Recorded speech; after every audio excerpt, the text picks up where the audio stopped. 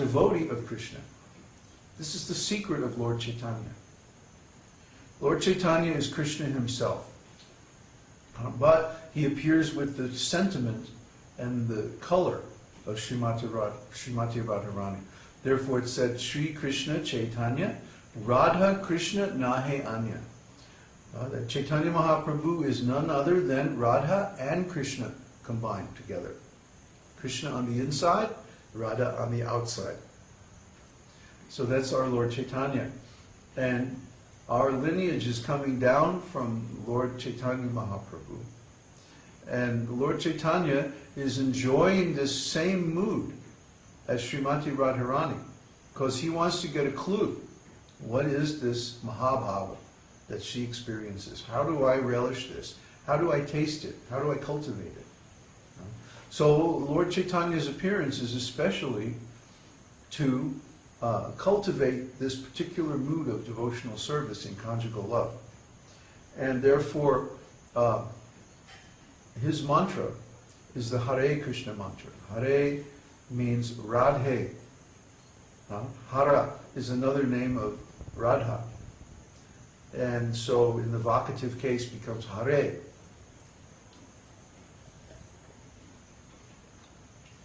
So Hare Krishna really means Radha Krishna. We call Radha first. Why? We don't want to approach Krishna directly. We want to approach Krishna through Radha. In other words, we want to become servants of Radha. That's why we chant Hare first and then Krishna. You see? And Hare Rama means Radha Raman. Rama means Radha Raman. That Krishna gives pleasure to Radharani. He enjoys that because she is the embodiment of his pleasure. You see? So this transcendental conjugal relationship between Radha and Krishna is going on eternally in the spiritual world. And his expansions, like the first expansion of Krishna is Balaram, and similarly the first expansion of Radharani is Revati, Balaram's consort. And then Krishna expands through Balaram, and he expands as the Chaturvyuha of Vasudeva, Sankarshan, Aniruddha, and Pradyumna. The four Vishnu forms that expand in the four directions of the transcendental Vaikuntha world. And similarly, Radharani expands through Revati as the Lakshmi forms of their consorts. And so every expansion of Krishna has a corresponding consort, which is an expansion of Radharani. And so it goes like that in all these different levels. And I've diagrammed all this on the Transontology.org site. But you can also read about it in Srimad Bhagavatam and Chaitanya Charitamrita. It's very complex. The spiritual world is very complex. Krishna is very complex. But the principle is simple. That Krishna, his internal potencies expand as female versions of himself. And Radharani is the chief of these. She's the root, she's the origin of all of his Shaktis, all of his potencies. This is a central tenet of the Vaishnava philosophy, that God has potencies. God has power. He's the most powerful. So what are his powers? Well, he has many, many, many powers. But the principle are three: eternal existence, complete knowledge or unlimited consciousness, and ever-increasing bliss. Sat, Chit, and Ananda.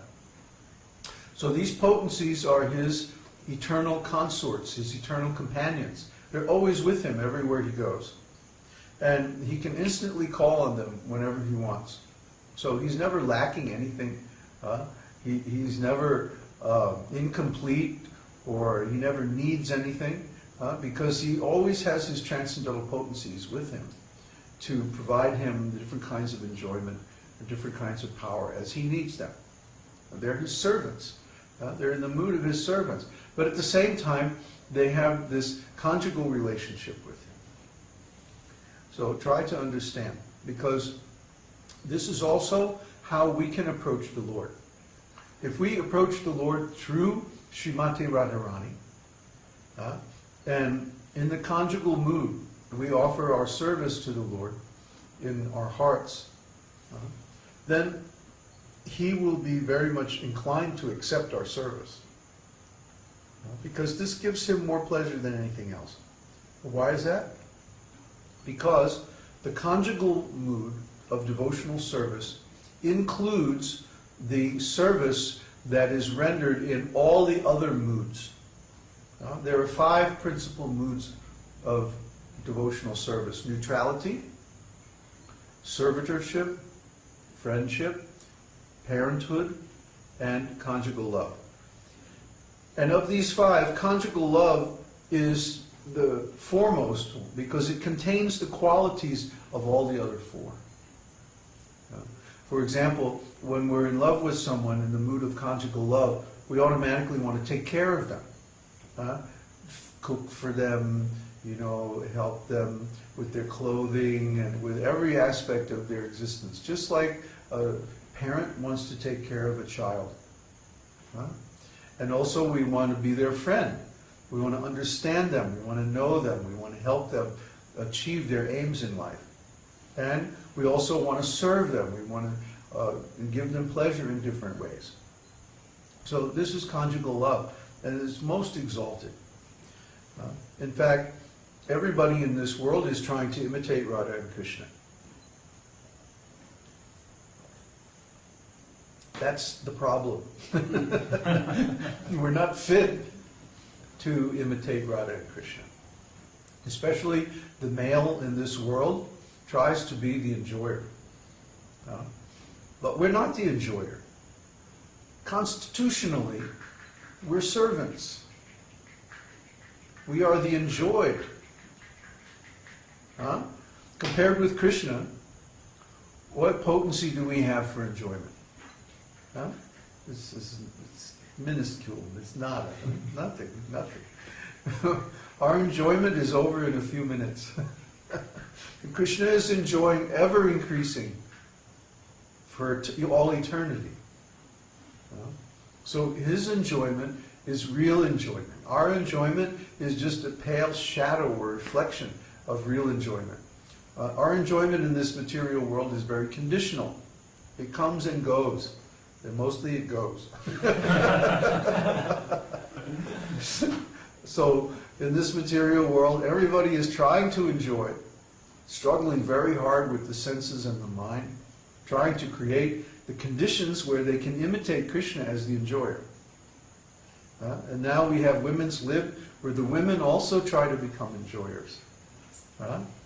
So this is the madness, this is the insanity of this material world, is that we try to become enjoyers even though we're not fit to become enjoyers.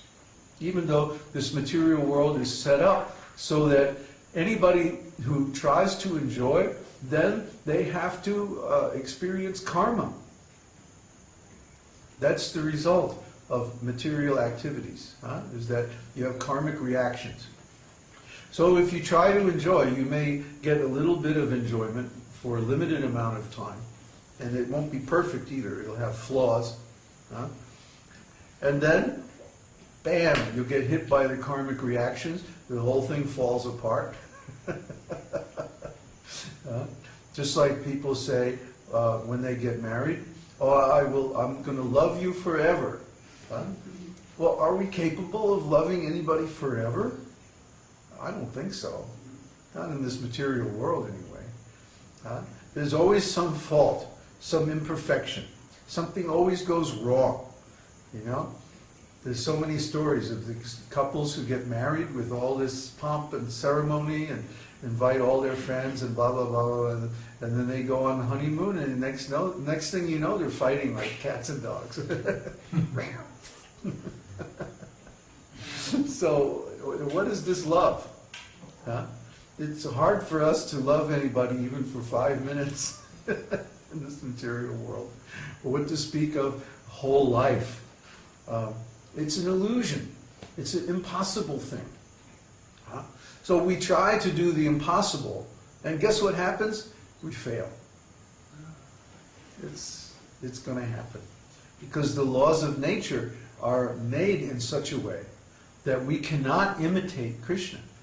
Krishna's position as the supreme enjoyer is unique.